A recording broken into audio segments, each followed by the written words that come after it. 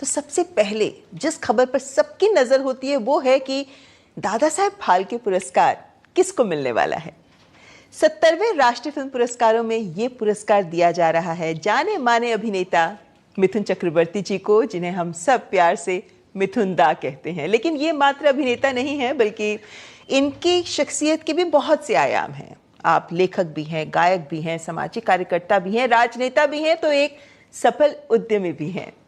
और आज के कार्यक्रम में हमारे साथ खुद उपस्थित हैं मिथुन दा। मिथुन दा, बहुत बहुत स्वागत आपका। धन्यवाद। बहुत बहुत बधाई, दादा साहब फाल्के पुरस्कार मिला है आपको। लेकिन एक सवाल जो मेरे जहन में आया जब आपको ये पुरस्कार दिया गया कि एक 26 साल का नौजवान मिथुन चक्रवर्ती अपनी पहली ही फिल्म में इसी मंच पर अपना पहला राष्ट्रीय फिल्म पुरस्कार ग्रहण करने आया था, और 74 साल की उम्र पे आप दोबारा इसी मंच पर सर्वोच्च पुरस्कार सिनेमा का हासिल कर रहे हैं। क्या कुछ पुरानी यादें ताज़ा हुई? ये जो आपने कहा ना कि सबसे पहले पुरस्कार 26 साल में एंड 74 इयर्स में सेम मंच पर, यही सफ़र, इतना लंबा सफ़र, कुछ ताज़ा यादें। मतलब इस सफ़र रंगीन सफ़र नहीं था मेरे लिए, बहुत ही तकलीफ़ का सफ़र था, बहुत ही तकलीफ़, हर मोड़ पे तकलीफ़, हर चीज़ से लड़ाई। उसके बाद जब ये पुरस्कार मिला तो ऐसा लगा कि भगवान आप कोई शिकायत नहीं। मैं हर वक्त शिकायत तो करता ही था कि क्यों आप नाम भी दे रहे हैं, शोहरत भी दे रहे हैं, और साथ साथ इतनी तकलीफ़ भी क्यों दे रहे हैं। हर तरह की तकलीफ़ होती है, सिर्फ नाम और शोहरत से तो सब कुछ नहीं होता, बहुत सारी चीज़ें भी साथ साथ होती है। पूछता था कभी कभी क्यों, वाई, लेकिन और नहीं, अब नहीं, अब कोई शिकायत नहीं जी। बोलता हूँ कि थैंक यू सो मच जी मेरे मोटे बाबा, थैंक यू।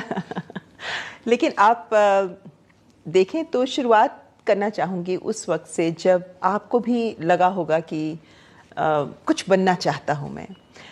वैसे आपका नाम तो गौरांग चक्रवर्ती था ना, तो फिर आपने ये नाम फिल्मों में इस्तेमाल नहीं किया? ये ऐसा नहीं किया। मैं कॉलेज में वैसे भी मैं क्वाइट पॉपुलर बॉय, फुटबॉल बहुत अच्छा खेलता था, and really I used to be a good player. Then सब जगह ही मेरा एक हीरोइज्म था, एक सब मुझे लीडर ही समझते थे। फिर कॉलेज में सब मुझे मिठू मिठू करके बुलाते थे। सो मिठू से मीठा हुआ, मीठा से मिठुन हो गया। सो मिठुन मीन्स स्वीट, स्वीटर, स्वीटेस्ट इस मिठुन। मिथुन दा, वैसे आपके जब फिल्मों के सफ़र की जैसा हमने बात की, 26 से 74 एक बड़ा वक्त है ये। आज भी आप फिल्में करते नजर आ रहे हैं। ये इतना जोश, इतना उत्साह, या फिर फिल्मों के प्रति आपका प्रेम कि आप इस उम्र पर भी फिल्में कर रहे हैं? देखिए, मैं अभी इस दौर में मैं वो सारी फिल्में तो नहीं करता हूँ वो जैसे पहले करता था, लेकिन अब जो फिल्में करता हूँ, जब तक वो स्टोरी मुझे टिकल ना करे, मुझे थोड़ा एक्साइट ना करे, वो उसके बगैर मैं फिल्म नहीं करता हूँ। अभी फ़िलहाल में जो दो देखिए, एक प्रजापति की, एक काबुली वाला की, दोनों ही बॉक्स ऑफिस में वेरी सक्सेसफुल फिल्म। मैंने आज की तारीख में प्रजापति 150 डेज थिएटर में चली है, और साथ साथ मैं कश्मीर फाइल्स भी की, ताशकंद फाइल्स भी की। हर फिल्म देखिएगा डिफरेंट है, मतलब उस लिहाज की नहीं है। अभी आएगी एक ऐसी फिल्म बाप, जिसमें मैं हूँ, जैकी श्रॉफ है, संजय दत्त है, सनी देओल है, एकदम टोटली थॉरली कमर्शियल फिल्म। और बाकी सब फिल्में थोड़ा हटके ऐसा करता हूँ कि ऐसा कोई नहीं। आप मानेंगे नहीं, एक समय 65 फिल्म्स ऑन फ्लोर, और सभी की शूटिंग होती थी, क्योंकि 4-4 घंटे 4 शिफ्टें करता था मैं, सब 2-2 घंटे 3-3 घंटे की शिफ्ट की। तो उसी में सब फिल्म बनी भी है, रिलीज़ भी हुई है, गोल्डन जुबली हिट भी हुई है, सुपर हिट सब वैसे लिम्का बुक ऑफ रिकॉर्ड्स भी आप ही के नाम है, जिसको आज तक कोई तोड़ नहीं पाया है जी। कि आपने 19 फिल्में एक साल में रिलीज की। और आजकल तो देखें तो एक हीरो एक ही फिल्में करता है, एक साल में एक फिल्म ही हो जाए बहुत है। हाँ, आजकल के पैसे बहुत हो गए, अब बड़ी बड़ी फिल्में, बड़े बड़े सेट, बड़े बड़े पैमाने। उस समय तो एक बजट, एक प्रोड्यूसर एक फिल्म बजट के साथ बनाता था, उसमें रिलीज़ करे, थोड़ा दो पैसा आए, फिर दोबारा फिल्म बनाए। तो आप इतनी फिल्में इसलिए कर रहे थे कि पैसा कमा सके? पैसा तो कमाए, पैसा तो बहुत ज़रूरी था मेरे लिए, लेकिन बहुत सारे को मदद के लिए भी की है। जो प्रोड्यूसर एकदम टूट गया हो, वो भी आ जाता था कि दादा आप एक कागज़ साइन करके दीजिए खाली कि I have agreed to do his film, तो इससे मुझे फाइनेंस मिल जाएगा। क्योंकि I was that time was the hottest selling star. So इसी तरह भी कितनी सारी फिल्में की है, जिसमें से आप बोल सकते हैं कि बहुत वाहियात फिल्में थी। हाँ थी, बहुत थी, लेकिन उनकी वजह भी यही थी, किसी की मदद करना हो तो सब चीज़ तो आपको सोने पे थाले पे नहीं मिलेगा, बहुत कुछ खराब भी होगा। आपके जीवन के इतने आयाम और इतने पहलू हैं मिथुन दा, जिनको मेरे को लगता है पढ़ते खोलने लगे तो बहुत वक्त निकल जाएगा। लेकिन क्या बचपन से एक्टर बनना चाहते थे? बिल्कुल नहीं। क्या बनना चाहते थे? मैं फुटबॉलर बनना चाहता था कि मैं ये डिवीज़न में खेलूँगा, उससे था उसी तरह ही खेलता था, और लगता था कि एक दिन मैं जाऊँगा भी। लेकिन समय चेंज होता है, इस राजनीति में घुस गया, और बहुत ही डेंजरस राजनीति। फिर पिताजी ने बोल दिया इसको खाना देना बंद कर दो, सब कुछ बंद कर दो। ही ऑलरेडी सेड के no more, I don't think I have a son. ये एक बड़ी बात थी आपके लिए? वो तो मैं नहीं समझता कि मेरा एक बेटा भी था। You can go. तो then I left Calcutta and I thought कि जब सब ठंडा हो जाएगा फिर वापस आऊँगा। लेकिन डेस्टिनी ने कुछ और लिख के रखा था कि तुझे इसलिए भगा रहा हूँ कि तुझे हिंदुस्तान का सबसे बड़ा स्टार बनाऊंगा, डांसिंग सुपरस्टार। सो आया इधर, फिर बहुत तकलीफ जो होता है बॉम्बे, और एक नया शहर जिसमें सोने की जगह नहीं, खाने की कुछ ठिकाने नहीं। कभी कभी 5 गार्डन में सो गया, कभी कभी किसी झाड़ के नीचे फुटपाथ में बैठा, नींद आ गई, सो गया। खाने सब दोस्त लोग थे, कोई सब मिलके एक एक टाइम का खाना खिला देते थे, बट एक टाइम का कोई भरोसा नहीं। ऐसा चलता गया। कभी बहुत, एक बार तो 3 दिन एक साथ खाना नहीं मिला, फिर पानी पी के ही रह गया। सो एनीवेज, अभी वो पुरानी बातें करके फ़ायदा क्या। सफ़र चलता गया, लेकिन तकलीफ हर कदम पे ही था, लड़ता गया। पर आप फिल्मों के लिए थोड़ी ना मुंबई आए थे। आपने तो केमिस्ट्री की डिग्री ली थी, आपने पढ़ाई की बात करें तो आप उन हालात से बदलाव चाहते थे तो आप मुंबई आ गए। फिल्में कब फिर दस्तक दी आपके जीवन? नहीं, देखिए उसके बाद क्या हुआ, एक हमारे जाने पहचान के डायरेक्टर, वो फिल्म इंस्टीट्यूट में डायरेक्शन कोर्स कंप्लीट किया था, तो वो मुझे मिल गए और बोलते उसको टाइम पास करना था, तो बोला चल मेरे साथ जाएगा पुणे। और मेरा भी कोई था ना, बोला हाँ जाऊँगा। तो मुझे लेके आया पूरा फिल्म इंस्टीट्यूट गए और देखा हॉस्टल सब था। तो मैं ये क्या होता है इधर उधर, इधर डायरेक्टर बनते हैं, कैमरामैन बनते हैं, एक्टर बनते हैं।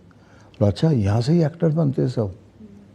एंड उन दिनों मैं स्ट्रीट शोज़ करता था, खड़े हो गए स्ट्रीट कॉर्नर में और चालू हो गए।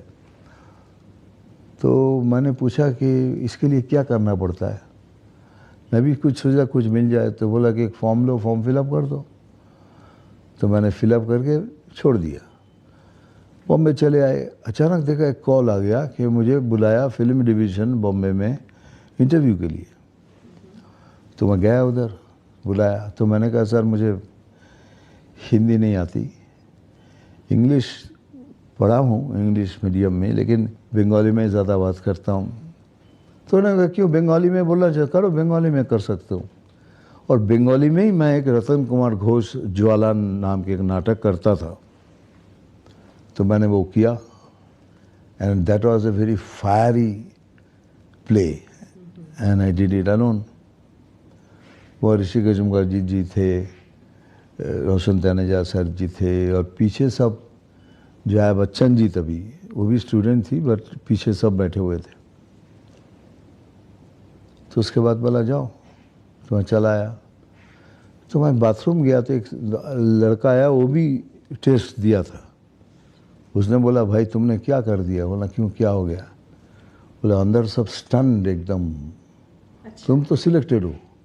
मैंने क्या बात कर रहे हो? बोला हाँ भाई, जो सुन के आ रहा हूँ तो एक उम्मीद जागी, माना फिर मेरा कुछ होगा, मैं कुछ करूँगा, चाहे छोटा मोटा रोल ही करूँगा।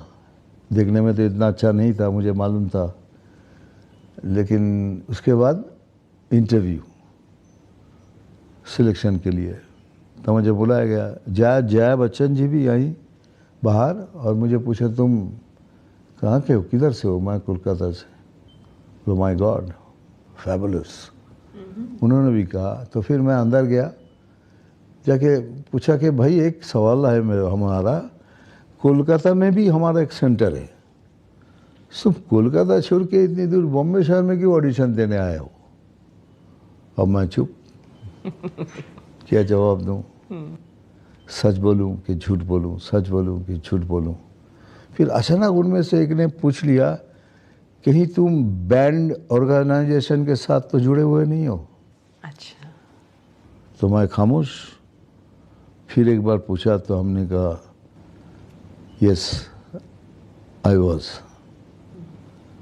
Sorry, it's a government organisation and you are, तो यू आर रिजेक्टेड। उसकी वजह से मुझे रिजेक्ट कर दिया उस साल। फिर उदास महमल एक तो हाथ में कुछ आया और वो भी चला गया। फिर मैं छोड़ा नहीं, फिर मैं बोला किससे कांटेक्ट करूं? फिर मैं बोला रोशन तनेजा से मिलूँ, तो उन्हें मिला। मैं बोला सर मुझे क्यों रिजेक्ट कर दिया आपने? बोला सर तुमको सच बोलने को किसने कहा था? इतना जुडिस्ट्रिक्ट क्यों बनने गए थे? तो बोल सकते थे, लेकिन अब तो तुमको लेंगे नहीं, अब तुमको कोलकाता वापस जाना पड़ेगा, वहाँ फिर से अपियर होना पड़ेगा, लेकिन यू आर सिलेक्टेड कैंडिडेट, हम तुमको ले लेंगे।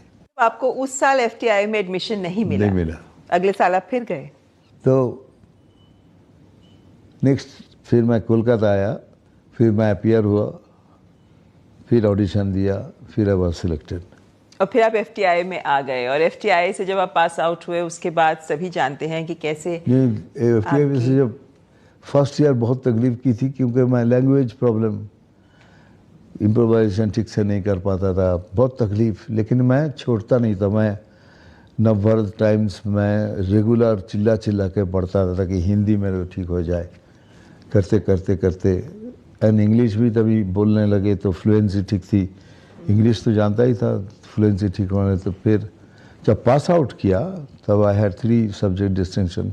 मृगया 1976 में रिलीज हुई, लेकिन उसके बाद आपको डिस्को डांसर से जो पॉपुलैरिटी मिली, पहचान मिली कहना चाहिए, उसके बीच में भी 6 साल थे, लेकिन आपकी स्ट्रगल कम नहीं हुई। मतलब इस तरह की कहानियां भी हमने सुनी है कि आपने नाम बदलकर आप हेलेन के साथ असिस्टेंट के तौर पर भी रहे। पैसा कमाने की जद्दोजहद क्या होती है, ये आपने उस दौर में भी नेशनल फिल्म अवार्ड मिलने के बाद भी आपने सही? ये नेशनल अवार्ड मिलने के बाद क्या हुआ कि मुझे लोगों ने ऐसा बोला कि नेशनल अवार्ड मिला तुमको मालूम है तुमको क्या मिला? तो मैं धीरे धीरे धीरे मैं सोचने लगा और मुझे लगा कि मैं अल पाचिनो हूँ। एक फीलिंग आया कि मैं अल पाचिनो हूँ, तो अल पाचिनो की तरह बिहेव करने लग गया, ऐसे करके बैठता था। तो प्रोड्यूसर के साथ बात कर रहा था, हाँ बोलिए क्या कहानी सुनाइए। ये प्रोड्यूसर ने इतना कहा कि लात मार इसको, निकल यहाँ से। ये कौन है ये? मतलब फिर बाद में रियलाइज़ किया कि मैंने कोई गलती कर दी, ये कुछ नहीं जम रहा है। तो मैंने उस समय कसम खाई, ठीक है इसके बाद मैं कभी अब आर्ट फिल्म नहीं करूँगा जब तक मैं स्टार नहीं बनता हूँ, बहुत बड़ा स्टार।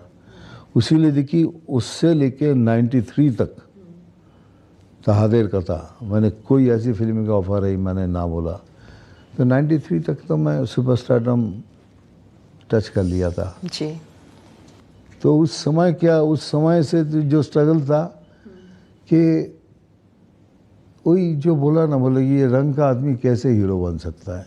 ये आपने पहली बार कब सुना? मतलब ये आपको फिल्म मिल गई, उसके बाद आप हाँ, डिस्को डांसर तक, उसके बाद तो आपने स्टारडम देखी, नहीं, लेकिन आपका ये कॉम्प्लेक्शन, कि आपका रंग सांवला है। ये जो नेशनल अवार्ड मिला, तो उसके बाद तो लोगों के थोड़ा थोड़ा लोगों में मुंह में बात आ गई ना, एक लड़का है जो नेशनल अवार्ड मिला जिसमें इतने बड़े बड़े हीरो थे, उसके भुज में भी नीला, वो लड़का है मिठुन चक्रवर्ती। तो मैं कान में सुना, अरे कौन यार ये कालिया आदमी कौन हीरो बनेगा, ये सब।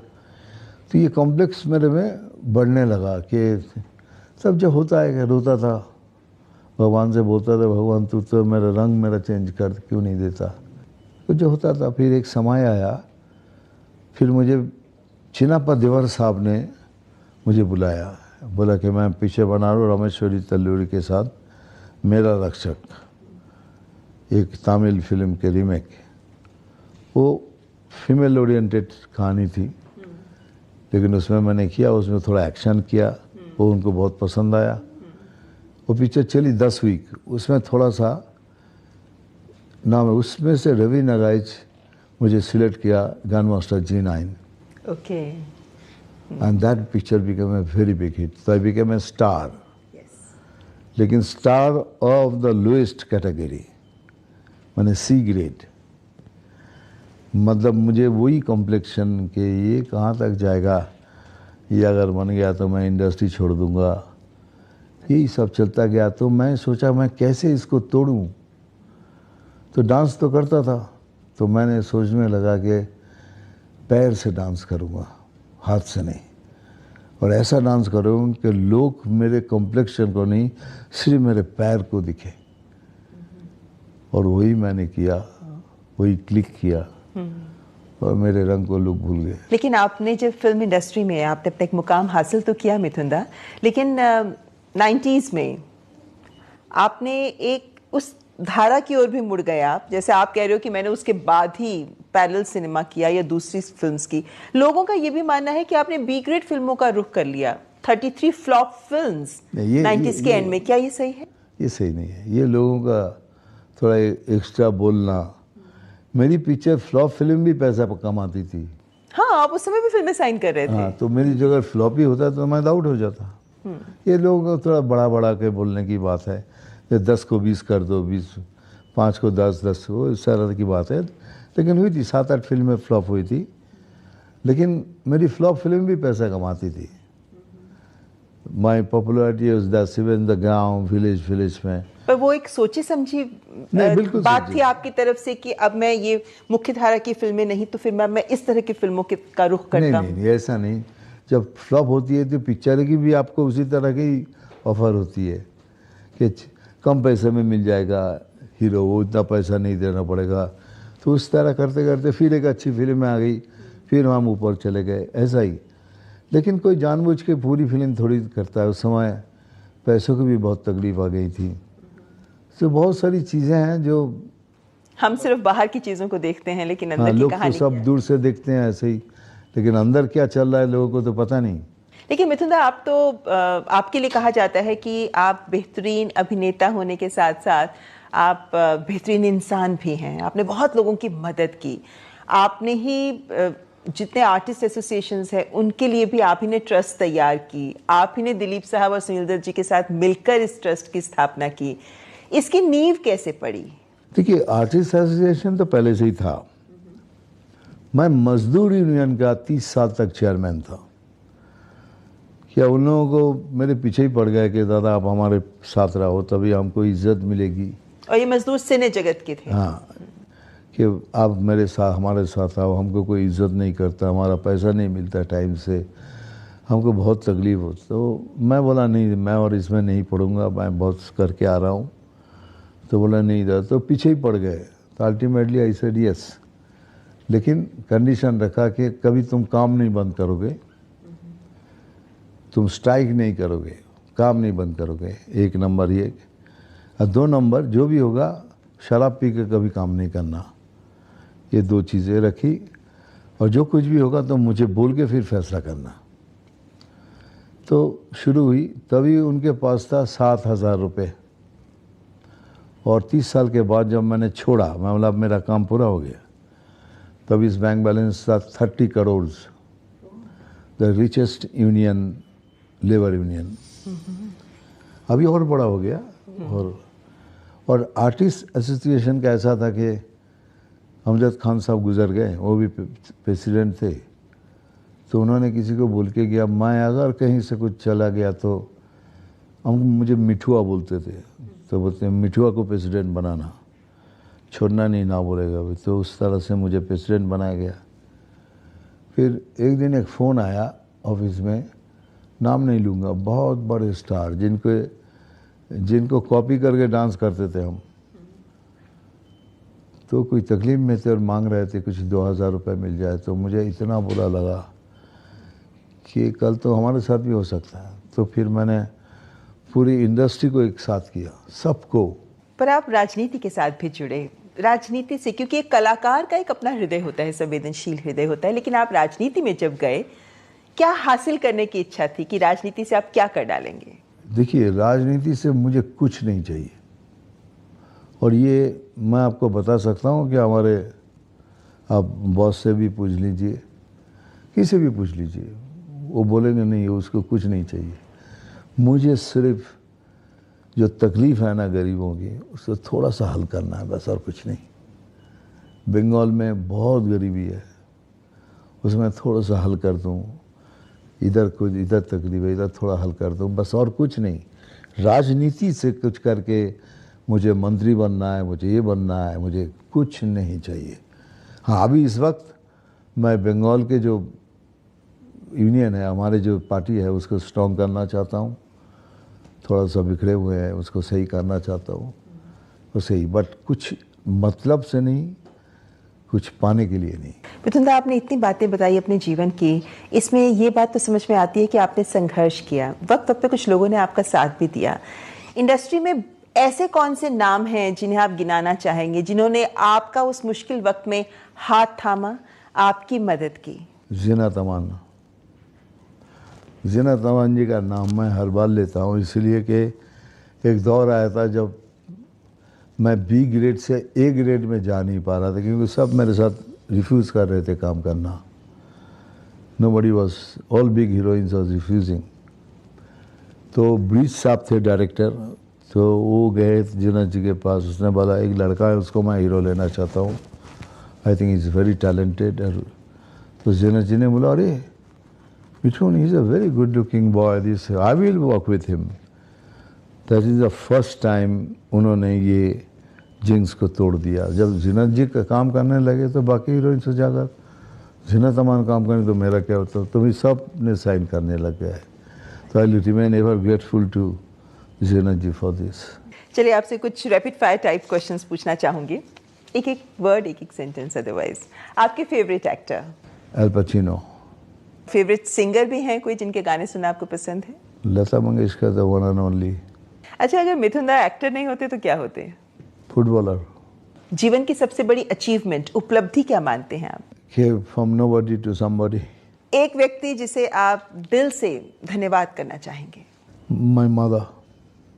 ये सभी बोलते हैं, लेकिन मैं डेफिनेटली मेरी माँ को इसलिए बोलता हूँ क्योंकि मेरी माँ ने 2-4 लफ्ज़ बोल के गए थे। जैसे वन ऑफ देम सब बोलते हैं, बड़ा बन गया तू, सीना तान के सर उठा के चलना।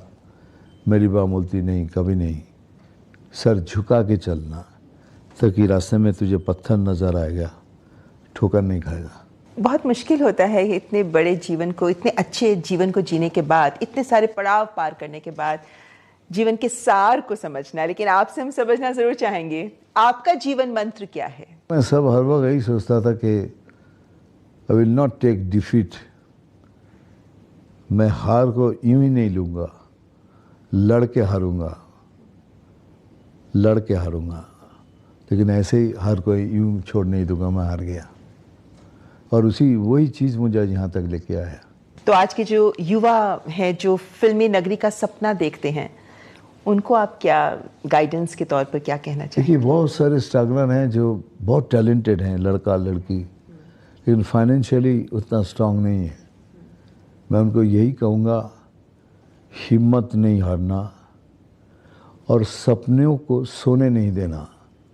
खुद सो जाना, लेकिन सपनों को सोने नहीं देना कि अगर मैं बन सकता हूँ तो तुम भी बन सकते हो।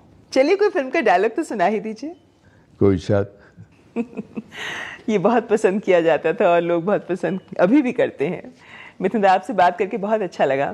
अब बहुत कहते हैं ना, एक रियल इंसान है, दिल से बात करते हैं, और जिस तरीके से आपने अपने जीवन के साथ को हमारे सामने रखा उसके लिए और आपके वक्त के लिए बहुत बहुत धन्यवाद। Thank you so much. ये थे हमारे साथ दादा साहब फाल्के पुरस्कार से सम्मानित मिथुन चक्रवर्ती जी। आज के कार्यक्रम में बस इतना ही। नमस्कार।